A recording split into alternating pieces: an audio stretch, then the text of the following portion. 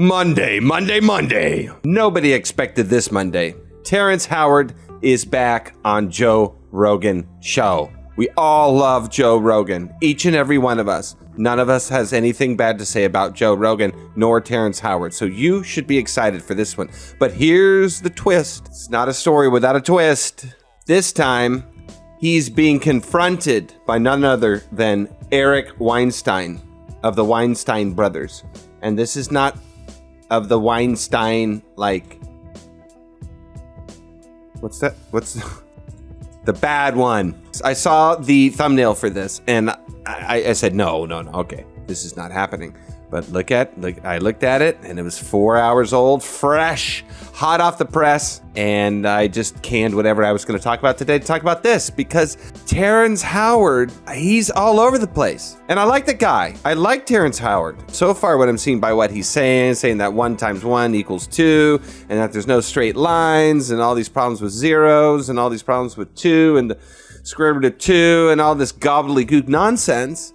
And everyone else seems to think so. I like the guy. Hustle and Flow is a fantastic film. Crash was great. I don't remember him in it. I liked him in Iron Man. But with all that's going on here, he's getting more and more of a reputation. The whole fine actor bit is starting to fall by the wayside because of all this crazy shit he's been saying about science and how there's no platonic solids and there's no, all this stuff that nobody knows what he's saying.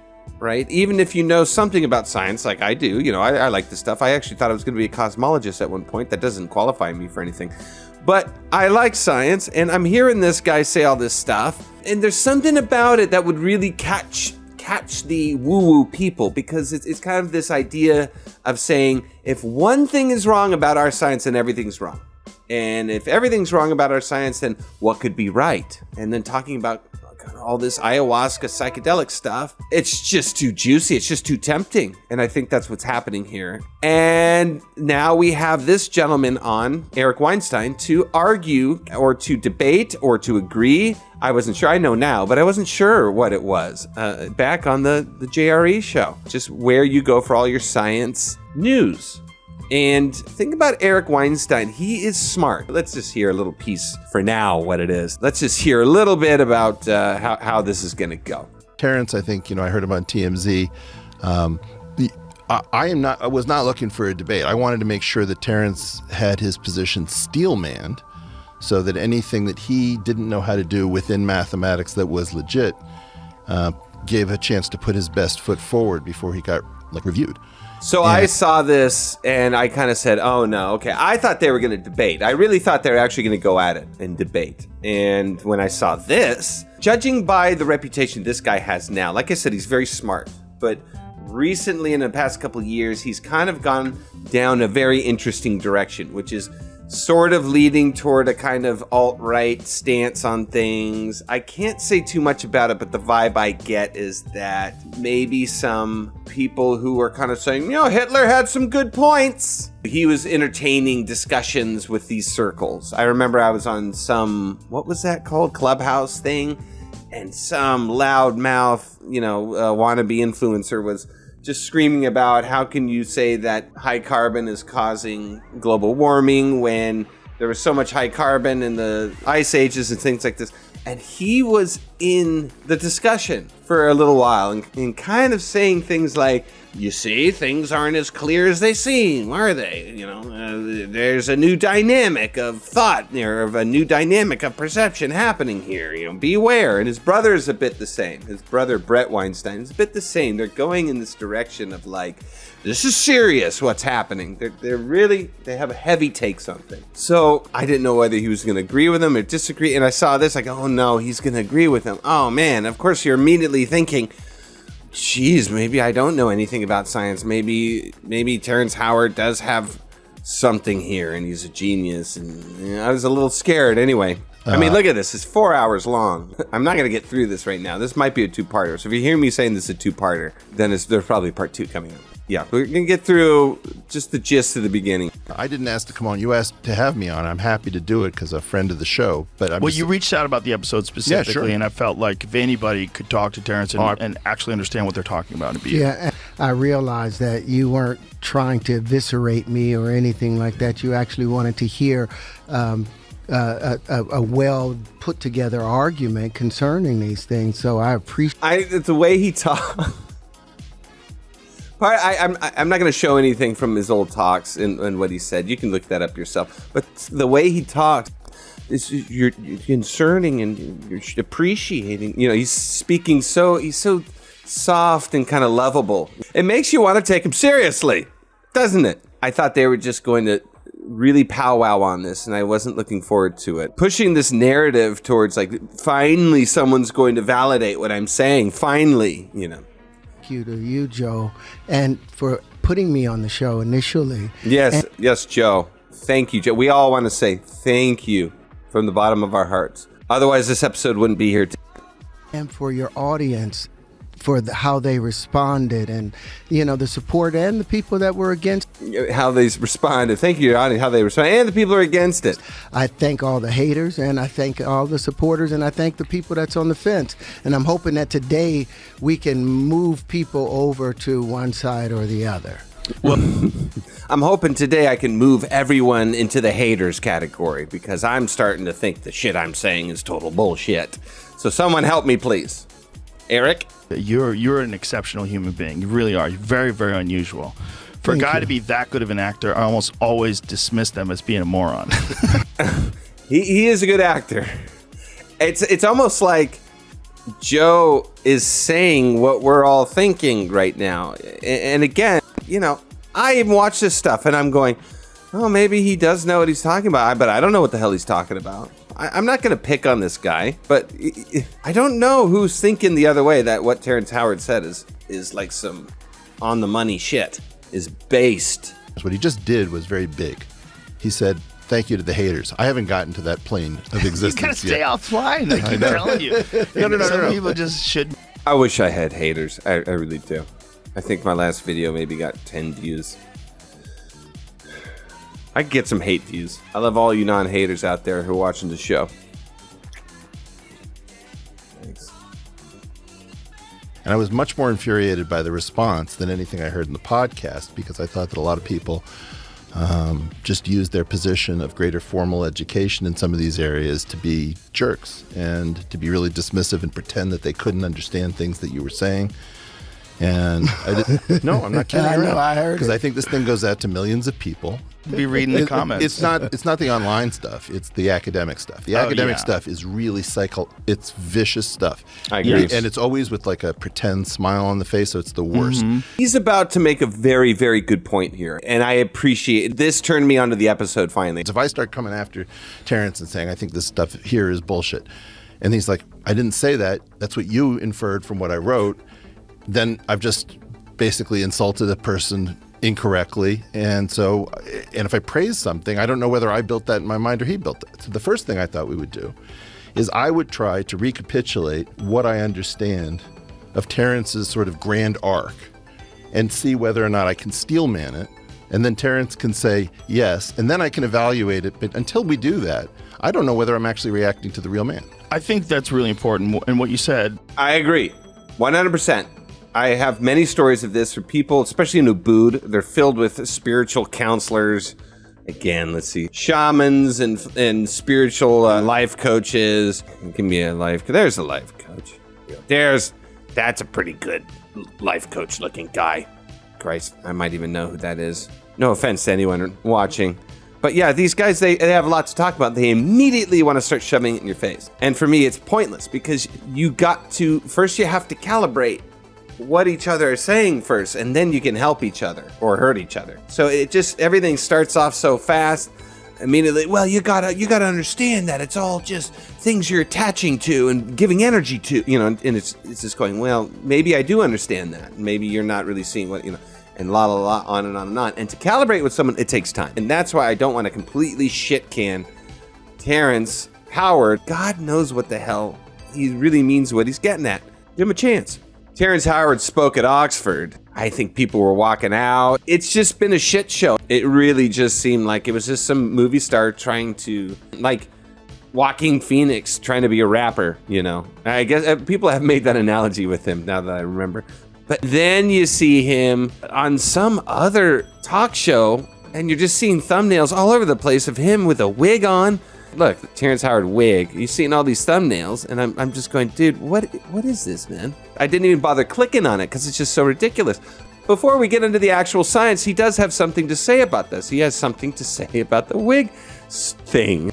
You know, I found that interview you were doing with that woman where you see me wearing a wig. Yeah, I was doing the movie. I was in the middle of doing fight night, and they had us shooting. I had to do the interview in between shots. It's amazing. I wonder if he mentions that in the interview. I don't know if he does or not. I didn't even bother to look at it because by that time I'd written him off. I thought, okay, fair enough. He is a goddamn movie star. He can wear a damn wig. It's amazing interview with the wig on. It's amazing. You can just start speaking at Oxford with that wig on. Fuck it. I want to offer to you, I want to be able to show you the things that I tried to show Neil deGrasse Tyson that he would not even really take a look at and to see. But if no, it's he did valid. take a look at it, right? He responded. Now, this was interesting. I saw Neil deGrasse Tyson address the shit talking that Terrence Howard was doing in the original Joe Rogan episode, where he's saying Neil deGrasse Tyson didn't take me seriously, and he kind of flicked me off like I was a bug and stood me up like we had a second date planned. And I watched that video of him debunking his, I don't know, manifesto treatise that Terrence Howard had written on his theories. And what he was saying seemed extremely pragmatic, scientific, academic, sure, but to the point where he didn't want to deal with Terrence Howard anymore and did kind of shoo him off a little bit, and he got miffed about it. But he's going to defend himself on these poo-pooing that deGrasse had done professionally and, as we're going to find out, maybe more nefariously, according to Howard. That he would not even really take a look at and to see. But if no, it's he did valid. take a look at it, right? He responded in a long video recently. Yeah, but his. So say what you will about Joe Rogan, okay? Like, even entertaining any of this stuff. And trust me, I'm like, I am going, Joe, why are you doing this? You know, I do believe this sometimes. It's like, but he does jump in there and he does set the record straight. He doesn't let people just go on and on and on if something's not factually correct or there's not a footnote that needs to go in there. Yes, he's accused of doing this sometimes, even if he's not the most, I don't know what you'd want to say, the most X in the drawer, whatever. He does say, hey, no, wait a minute. He did correct you. He did address this. Wait a minute. She did, though, retract that statement. You know, that's why people like him. Reminding people of things. So you have to give it to Joe, okay? Remain open. Do the Lex Friedman thing, man. Love. Steel man, everything. Steel man. Response was disingenuous. Guys, may I make a recommendation? Let's start with the ideas because I think we all care about those. Yes, for sure. But hold, please, because this is an important thing to just he was man, I'm telling you, like, Eric Weinstein, he doesn't want anything to do with this kind of he said, she said stuff. And he just wants to get to business. And so did I. I sent him a long email after he sent me back the red line thing, thanking him for reviewing it and saying, look forward to when we can discuss these things. See, this is the problem. I'm on Eric's side here. Howard is so obsessed with everyone. No, listen. And I guess I understand how he feels. He feels like people don't understand him. But he also doesn't understand that he needs to articulate himself better or communicate better. He needs to talk shop better because he's in a certain area of expertise that he's not a real expert of. He has a certain amount of expertise, but he doesn't have the actual academic expertise and the actual vocabulary. And I think they're going to mention something like this, but it's true. It's just like, dude, okay, just get to it. Things because I sent the treatise to him so we could discuss that on the show. His whole point was, I'm going to bring you on my show and we're going to talk. So here's the stuff that we're going to talk about that I would like to talk about. He never followed up from that point forward. Just sent one-line emails. Any other thing you got to go to somebody else. So I'm reminded of times I do this myself, where I'm like trying to explain and justify everything that I've done or things that people misunderstand, and it just makes you look weak. Just makes you look like a weak fool, right? And it's embarrassing. I'm embarrassed for myself to see this happening. And he could do a lot better by just moving on. But man, the danger of looking like a fucking idiot to have to finally be embarrassed and go, okay, maybe I don't know what the fuck I'm talking about. So he did make this one very large response, though, right? He did go over the treatise all the red line stuff. He only has so much time, you know. He might be in a position to defend him, but he might be in a position where he's like, "Look, I just said what I said about all this stuff." But it's like you invited me to come and do your show. Okay. I understand it. He's still whining for sure. It's like, come on, man. He might have got to a point where it's like a thing where he thinks it's ridiculous, and he doesn't want to engage it on the show. Ridiculous. Amen. And I believe that, but if you got 97, 98 patents and 4 supersymmetrical systems that you're claiming you have. Right there was when I said, what? 97 patents and all this, it's like, what does that mean? That seems to be his talking point, his one-upmanship. It seems to be that way. Maybe it's not. It might not be. He might just be saying, I've got these patents and I just want someone to look them over and just verify them. Like the way he talks, cute little gummy bear, This is where Weinstein jumps in and he's just like, okay, he heard 97 patents. If you got 97, 98 patents and 4 supersymmetrical systems that you're claiming you have, and all you need is someone to review. I'm gonna have to jump in, and I don't want to do it this way. That'd be great. Listen, we're just having a conversation. This isn't about Tyson. What's the problem? This is a colleague of mine. Yeah, this isn't about Tyson, and I love him. I love him. I grew up watching him, and I appreciated him. But what is the problem? We're defending him. I certainly am. Defending him. Who's defending him? Yeah, maybe Joe is. Joe is. But Howard is. Because Neil's a complicated guy. And this is not peculiar to Neil. It's like science in general has portrayed itself as a place where everyone's welcome. We debate out the ideas. We have the scientific method to tell us what's true and what isn't. And that's disingenuous. It's not really how the game works. You're a mathematician too. We'll say that to kids. And then the kid will say something and then we'll say, be quiet. Yeah. This is going to involve peer review. It's going to involve people who are dual in terms of both doing research and being public figures. People who are public figures who we think of as researchers who aren't really doing much research. So as much as science is science and it's open to everybody, yeah, man, again, you got to talk shop. You got to be in on the development. You listen to Richard Feynman just to get to the point where you understand these light theories and all this math and all this shit and theory behind light and light behavior. You got to take years and years of stuff just to get the stepping stones up to where you can understand the front lines of knowledge. You got to put the time into it. Just like selling books online and having your first fucking landing page suck. And you got to realize, oh God, I've got a business here I've got to do. And I got to learn some shit. You can't just slop things up on the wall and expect your book to sell. You can't just slop shit on the chalkboard and call it science. I think we get the point. He wants to get down to business. He doesn't want to talk shit about twice as fast as the grass's ass. Let's get to the meat. I don't think Neil actually understood some of your ideas, to be entirely honest. No, and what he forgot is when I say 1 × 1 = 2, that's a metaphor for challenging the status quo. Despite the fact that the square root of 2 has all of its issues when you cube it or you multiply it by 2, which creates a contradiction. Despite the fact that the square root of 2 has a problem with the prime numbers, the fact that they call number 2 a prime number, when it's clearly a composite number. Of course, yeah. So what the hell is a composite number? Okay, so composite numbers are the opposite of prime numbers. They can be divided by more than themselves to get a whole number, integer, except for 2. 2 is a special number because it can be divided by itself, but then it can't be divided by anything else but itself. So that would make it a prime number, but he's calling it a composite. Are you fucking asleep yet? All right. Number, and I'll jump into this. Any prime number that you subtract from another prime number, you always get a composite number, except with the situation of the number 2. Okay. Oh, no shit. That's interesting.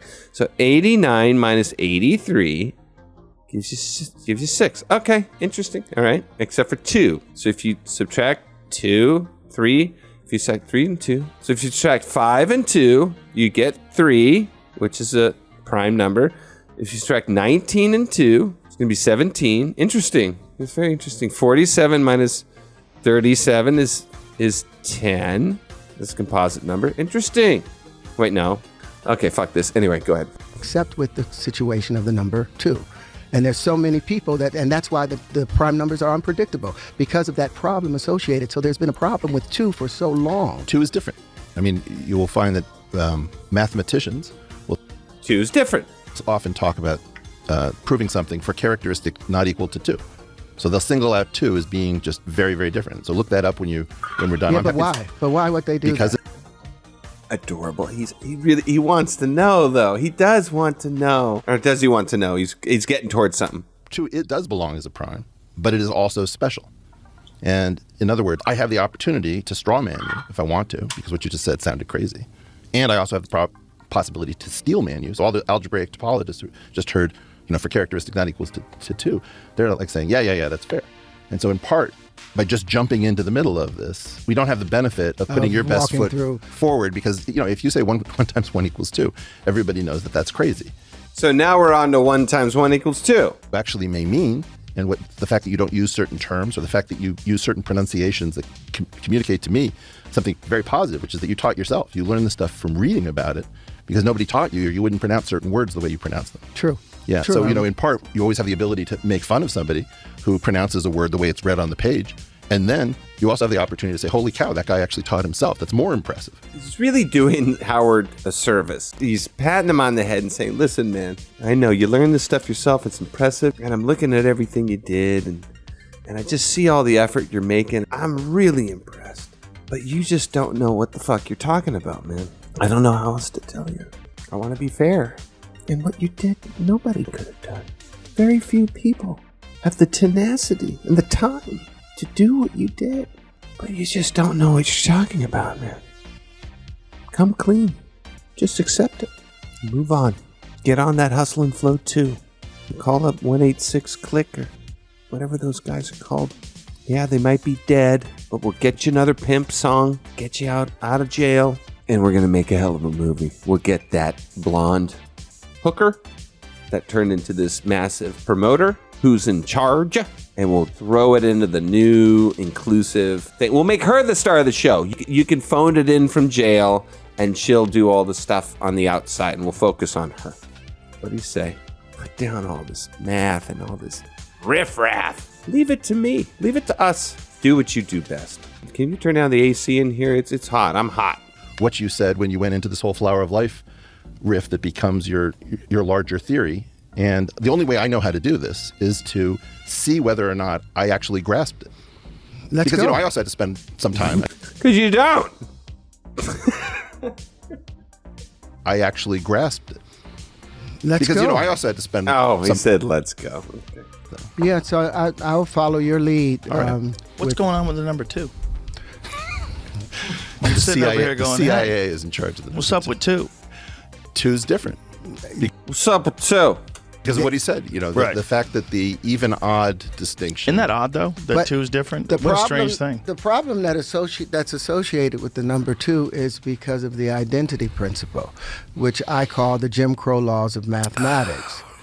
That A times 1 equals. I know you don't want It's to go okay. into it yet. No. but that was He just as a he base. sighed. He went, okay, that was Eric. It's just as a base. You're going right into his neighborhood. Just as a You're in the base and no need mathematical hood right now. trying to keep the 'Cause black you man have- down. No, you have Marie Von. Did he take that well? I don't want to be one of these guys who say, he said the black thing. Let's see what his reaction was. Just as a You're in base the and no need to- mathematical hood. See, he did the black thing. He did the black thing. Now, Trying to keep the 'Cause you black man have- down. No, you have. I'm all right with all that. Marie Von. That's bold. Trying to keep the Because you black man have- down. because The He you black thinks he man looks so down. confident. Trying to keep black man down. No, you have. Everyone's taking it well. Come on. Take it well. We're past all that, right? Please, let's just fuck around and have a good conversation. It's really hard for them to get anywhere. And does he actually answer it here? Is this the same? As an example of the 1 times 1, assume that Terrence doesn't have a big problem with addition, because addition doesn't have the division by 0. 1 times 1 equals 2. If you take any 2 numbers, A and B, 2 real numbers, right? Or make them positive, I'm going to speed this up a little bit. and take the natural logs of those 2 numbers, and add those together. Then you take the exponent of that. So we haven't done a times operation at all, Right. right? The exponential of the ln of A plus ln of B. That is equal to the A to A times B. In other words, addition and multiplication are what we would say is isomorphic, or an ordinary person would say exactly the same thing. So he's trying to explain to him that 1 times 1 equals 1, not 1 times 1 equals 2. This is how multiplication works. I mean, this is hard work when someone's going, yeah, but that's the problem. Multiplication's wrong, you know. The multiplication should initially started as exaggerated addition. That was the whole point of it. Well, the precise statement would be that the positive real numbers under multiplication, with the identity element being the multiplicative identity, being 1, are isomorphic. It's beyond me, this stuff. I mean, Joe Rogan's audience obviously has developed and matured over the years, giving me something to aspire to. I should watch more Joe Rogan. I really. The total real numbers, under addition with the additive identity being 0, and the natural logarithm and exponential are group homomorphisms that connect the two with one being the other's inverse. So by the principle of explosion... Get it? You fucking idiots. Duh, let's go. Is that we have a vulnerability, and that vulnerability says that from a single contradiction, if you can sneak one contradiction through TSA, if you've ever seen one of these warehouse racking collapses, yes, where some forklift guy hits some strut and the entire warehouse goes... Okay. And he says, yeah, you slip something through these kind of rules and math and structure we have, and one thing doesn't apply, the whole thing comes crumbling down. And that's what science is about. It's about making the structure stronger, making the actual tools that we're using to figure these things out and to find all the relationships between everything with math and everything like that, to make those tools actually the things that are ineffable. And Terrence Howard is trying to make everything ineffable. He's saying the whole thing's wrong. The whole thing's wrong. It's just a really hard argument. And reactionary laws in order for 1 times 1. Now, I understand you're seeing one time, but because of the associative law, So he says, so 1 times 1 equals 1. So he's saying, okay, I get it that 1 times 1 is seeing 1 time. So that equals 1 because I only see the 1 once. But he's saying he gets that, but... Now, I understand you're seeing 1 time, but because of the associative law that says if A and B are both positive integers, then A is to be added to itself in multiplication. A is to be added to itself as many units as is indicated by B. Well, hang on there. If I change the word itself to the word 0, which you're going to say there is no 0. Why do I say there's no 0? Because you have, well, this is why I keep trying to get back to what I understand. So he says, why do I say there's, you say there's no 0, Terrence. And then Terrence goes, why do I say there's no 0? And then Eric says, oh, you think there's a 0? Oh, okay, never mind. Wait a minute, hold on. And that's Terrence's underlying metaphysics. No, what I'm saying is that to say 0 is supposed to represent no thing. Nothing whatsoever, but they have 0 as a number, set up as a number. But to say no thing, your brain creates a chemical structure even in saying nothing. So there is, what I'm saying philosophically. There's a difference between the empty set and empty set. 0. That's the difference. Right? So if I say to you, Terrence, what is the collection of kittens that you have sold to North Korea to be used for spare parts? You would say, it's the empty set. I've never sold a kitten. I say, hey, Terrence, what is the number of kittens that you've sold for the internal organs to North Korea? You would say 0. So Correct. 0 is I would say none, yeah. That's 0. right. So there is a 0. But to multiply something by the nothing, don't they have to be dimensionally equal in order to multiply? Like you can't multiply a human by an ant because they're not dimensionally equal. Well, if there was a thing called a human ant. No, that was your point about dollars, right? Yes. Well, dollar times a dollar. That was a problem. That's the Dewey that people, Decimal System. That's the problem with decimal. No, the problem comes up with the Dewey Decimal System, why a dollar times a dollar can be different values based on different currencies. Dewey Decimal System, isn't that a library thing? Dewey. Oh man, I spelled it right. So this Dewey Decimal Systems used to be how they organize books. What is Dewey Decimal in currency? It's talking about libraries, but I don't see anything in currency. So he's talking about Dewey Decimal Systems in currency. That was the point of that. I was pointing out, hey, the Dewey Decimal System is Terrence makes a correct point that we say 1 times 1 equals 1. But if you say a dollar times a dollar is not a sensible thing unless a dollar squared is a unit that you can interpret. Now, the moment, what is a dollar squared? What does a dollar squared become? But since the dollar is no longer based on a hard asset, it's no longer gold, it's just an integer. It's just an integer in a computer being multiplied. It's a unit of account. It's a unit of account, but it's an integer that's still, now you're able to multiply it under different currencies. States are not allowed to print dollars, but states are allowed to print as much change. So who's to say that the state isn't saying, okay, we're going to make... Fucking Joe is smoking all this weed back there going, dude, that's all I can do right now. Sitting back with the popcorn, just watching these two brainiacs go at it. And now you're able to multiply it under different currencies. States are not allowed to print dollars. See, every time I was listening to this and trying to say, okay, they're going to get somewhere and they're going to get to something, Weinstein tells him, you don't know what you're saying, Terrence. I'm sorry. And then it just goes on and on and on. And it really is, I wouldn't say frustrating is the word I'd use, but I don't know. It just doesn't go anywhere. That's what I'm saying. We're only 30 minutes in. For a partnership at the end of this. That's what I'm hoping to win you over as a proselyte. He wants a partnership. There's part of you that's information does that. There's at least one area that you have won me over in, which I'm very excited about. But I'd like to get back to what is that area? Don't leave us hanging. The linchpin. We'll get to it. Yeah, but you can't leave us hanging. Well, I'm trying to get back. Look, I'm trying to do a service to this. Go ahead, let me let you talk. You're just gonna talk. Stop trying to control. See, he's all on weed now. He's probably smoking a cigar, but he's on weed. He's going, don't control it, man. Just everything, you freak. He's got a plan. I know he's got a very rigid plan. He didn't have a good time. Can I get an ayahuasca chino? That's funny. Yeah, you need to relax, Eric. You need to chill out, man. You need to drink some ayahuasca so that you're not trying to control this conversation. You can let this shit just fly into the ether. Actually, is there a way to bring the temperature? Yeah, we can lower the temperature in here. Yeah, because I'm schwitzing. Well, you are wearing a jacket, sir. Well, because I'm trying to be professional. That's hilarious. Isn't that adorable? Like, I like how you dress, man. I do pictures that cold. Beautiful geometric pattern on your hoodie. Looks much more comfortable. This thing you're doing, everybody does that. Maybe Eric Weinstein should have worn a fucking pink button up like you did for Elon Musk. That's what he should have done. How is he not sweating under that thing? I'd never seen him wear something like that until Elon Musk came on. Wow, dude. Oh my God, that was 1,000 episodes ago. I remember the good old days. First appearance, Elon Musk on Joe Rogan. And Tesla was going to the moon. I did pretty well with Tesla. I got out just in time. You come in. You don't need this nonsense suit. Okay. Although I do enjoy a good suit. But most of look at him double backing. But I like a good suit, Eric. I don't want to make you feel bad. that I've been pointing out. Don't try to control everything. The stuff I've been pointing out. Boom! That was good. That was good. Don't try to control it. Exactly, man. Just let Eric do his thing. Until you just accept. And if I didn't come up with a separate cosmology. Oh man, separate cosmology. You know, it's entertaining to listen to. I just made a note of these clips. Every time I heard there might actually address something, he just goes on and on and on and on. I'm sorry, I don't know if I'm going to go on part 2 on this. I'll listen to I haven't heard anything past this except for this stuff.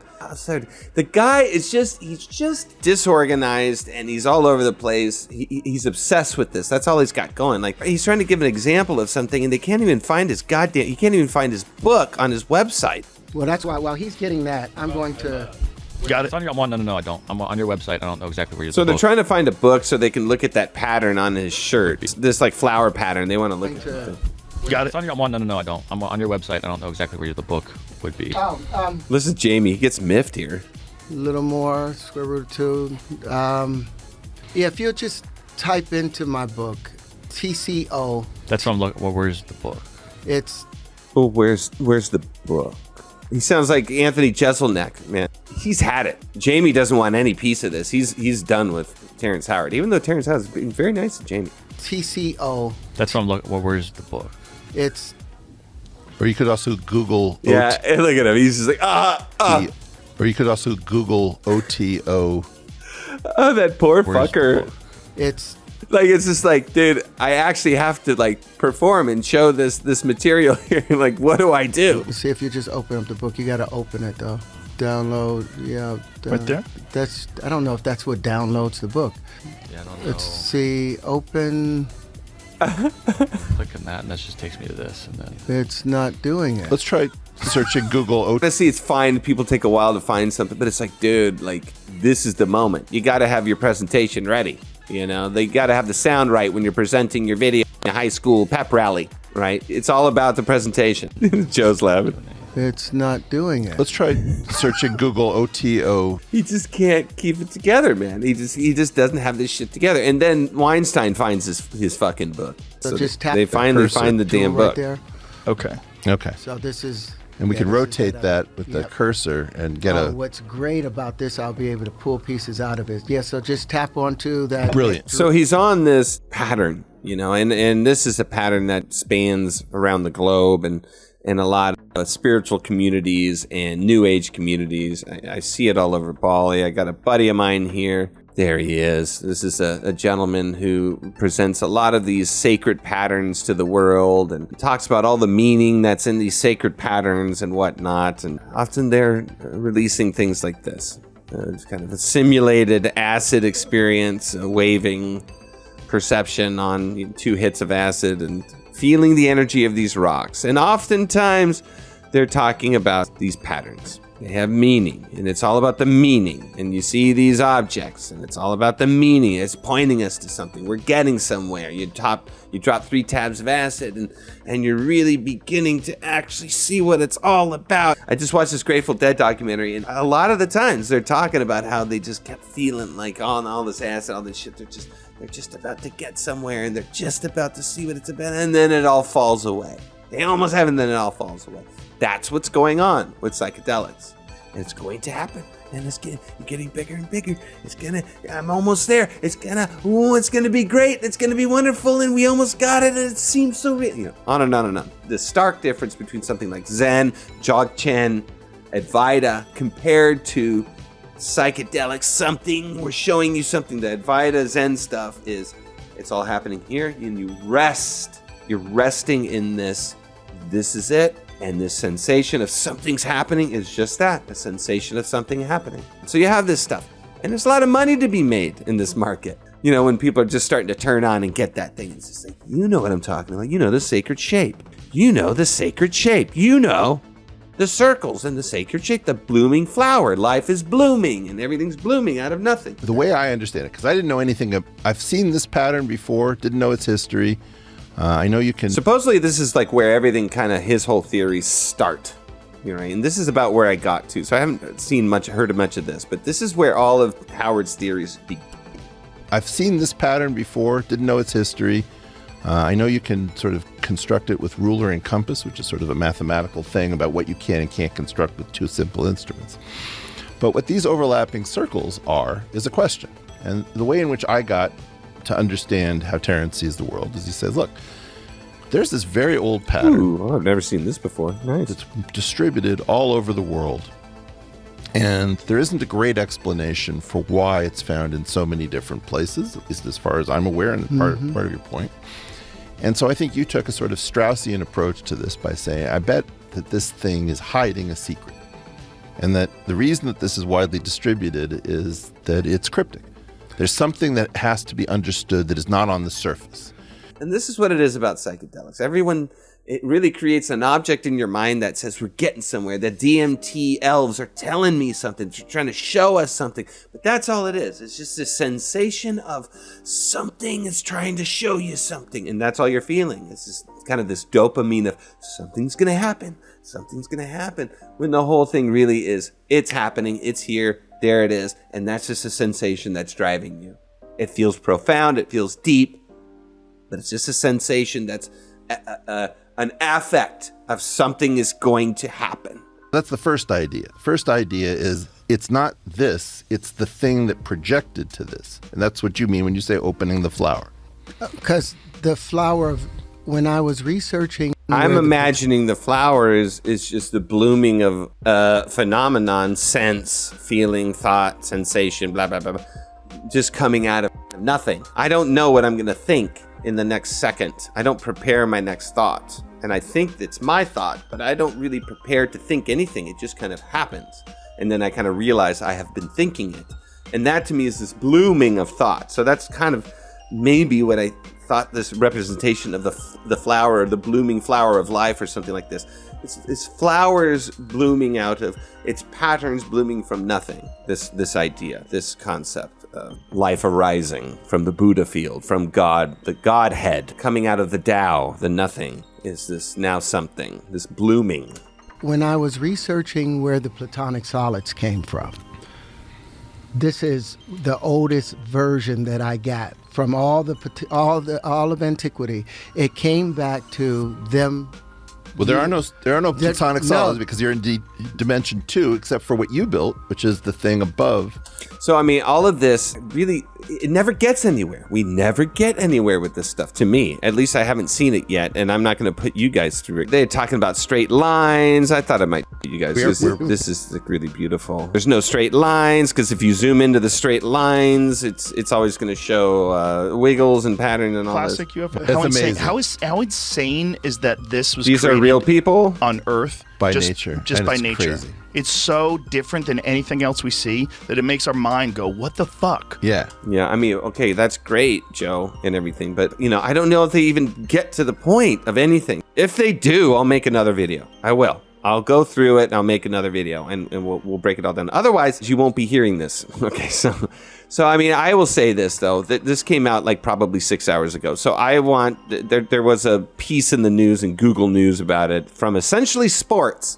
The whole argument is that Joe is putting forth a bunch of gobbledygook and he's hurting America. He's hurting people's minds around the world because people follow him so much, and it is kind of feeding into the bullshit rhetoric of Trumpism and the like. And not to say that he's fully on board with Trump, not to say that he's fully off board with Trump, and to say that so quickly he brought back Terrence Howard. He's probably capitalizing on this scandal sensationalism of this wild Terrence Howard man, and how Joe is fucking up the brains of young men and millennials around the world. And it's a good point. Are we really headed into this who gives a shit, let's go for broke? Yeah, I might be messing up minds of the world, but I'm fair when I'm interviewing people, and we don't need to tell everyone don't take it seriously, or maybe I do take it seriously and I'm really just a bad person, as my name is Joe Rogan. I don't know, man. I don't know what to say, but it's nice that they are giving him a platform, but with someone who can keep it on the rails. But a person like Eric Weinstein, who's also kind of going off into his own tangents and flowers himself. So I don't know. I don't know what to say. What do you think? Tell me what you think. Really? You made it this far? Help me out. Tell me what you think about this. Should I have even commented on this? I don't know, but it's just seeing how much everyone thinks he's an idiot is interesting, and it keeps going on. So that's it. That's all I gotta say. See if we'll do another one, but I don't know. We'll see. All right, guys. I like your moves. Thank you for lasting this long. I love you. For the two of you out there, I'm talking to you guys. Thank you very much. Bye-bye. Yeah.